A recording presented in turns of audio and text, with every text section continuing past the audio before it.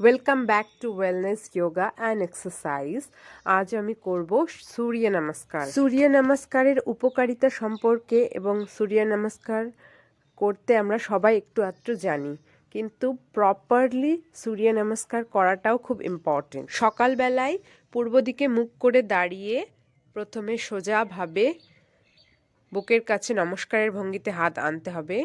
তারপর ধীরে ধীরে শ্বাস ত্যাগ করতে করতে যতটা সম্ভব পেছনের দিকে বেন্ড করব। এরপর ধীরে ধীরে শ্বাস গ্রহণ করতে করতে হাত সামনে আনবো। তারপরে আবার শ্বাস ত্যাগ করতে করতে সামনের দিকে ঝুঁকে গিয়ে মাথা হাঁটুতে ঠেকানোর চেষ্টা করতে হবে, হাত মাটিতে ঠেকানোর চেষ্টা করতে হবে মাটির উপরে হাতের তালু ভর দিয়ে।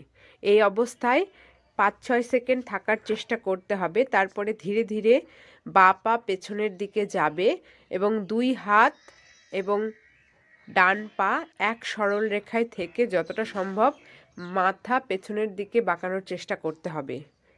এই অবস্থায় 5-6 সেকেন্ড থাকতে হবে। ধীরে ধীরে ডান পা পেছনে নিয়ে গিয়ে দুই পা এবং হাতের উপরে ভর দিয়ে গোটা শরীরকে সোজা করে কয়েক সেকেন্ড থাকতে হবে। তারপর ধীরে ধীরে হাত এবং পায়ের উপরে ভর দিয়ে পুরো শরীর বেন্ড হবে। এই পোজটি করার সময় অনেকের পায়ে টান ধরে, সেক্ষেত্রে দুই পাকে অল্টারনেটিভলি সামনে পেছনে করলে টান ধরার প্রবণতা কমে আসবে এবং গোটা শরীরের সাথে সাথে পাও খুব ফ্লেক্সিবল হয়ে যাবে। এরপর ধীরে ধীরে হাঁটু নামিয়ে হাঁটু এবং হাতের উপর ভর দিয়ে থুতনিকে মাটিতে ঠেকানোর চেষ্টা করতে হবে। যতটা সম্ভব পুরোপুরি ব্যালেন্স থাকবে হাঁটু আর হাতের উপরে। এই অবস্থায় কয়েক সেকেন্ড থাকার পরে সোজা হয়ে শুয়ে হাতের উপরে ভর দিয়ে শ্বাস ত্যাগ করতে করতে ভুজঙ্গাসনের পজিশনে আসতে হবে। এই অবস্থায় 5-6 সেকেন্ড থাকতে হবে। এরপর ধীরে ধীরে হাত ও হাঁটুর উপরে ভর দিয়ে এরপর পায়ের সাহায্যে দুই পাকে একটু সামনের দিকে এনে পর্বতাসনের পজিশনে কয়েক সেকেন্ড থাকতে হবে। এরপর ধীরে ধীরে বাঁ পাকে সামনে এনে ডান পা পেছনে রেখে দুই হাত এবং বাঁ পাকে এক সরল রেখায় রেখে হাতের উপরে ভর দিয়ে যতটা সম্ভব পেছনের দিকে মাথা বাঁকানোর চেষ্টা করতে হবে।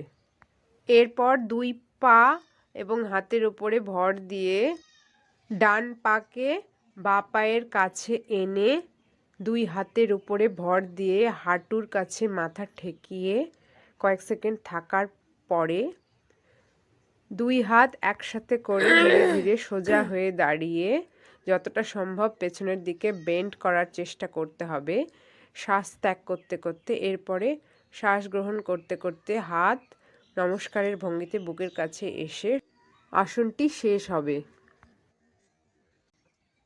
কয়েক সেকেন্ড রেস্টের পরে আমি আবারও সূর্য নমস্কার করে দেখাচ্ছি। একসাথে সূর্য নমস্কার 3 থেকে 6 বারের বেশি করা উচিত না।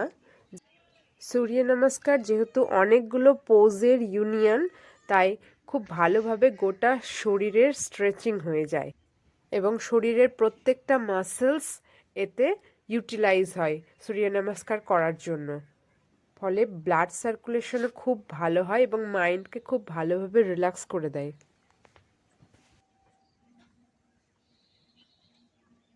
অনেকে 108 বার 100 বার এরকম করে, কিন্তু সেক্ষেত্রে সবথেকে ইম্পর্টেন্ট ব্যাপার হচ্ছে কত প্রপারলি আমি প্রত্যেকটা পোজকে করছি।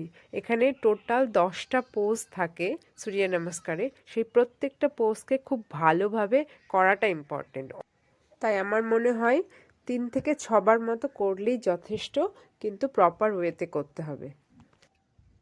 সূর্য নমস্কার এমন একটি আসন যেখানে অনেকগুলি আসন করার উপকারিতা একটিমাত্র আসনেই পাওয়া যায়, তাই এটি রেগুলারলি প্র্যাকটিস করা উচিত সকালবেলা অবশ্যই, আর সকালে না পারলেও অন্ততপক্ষে খালি পেটে বিকেলে বা সন্ধ্যের আগে।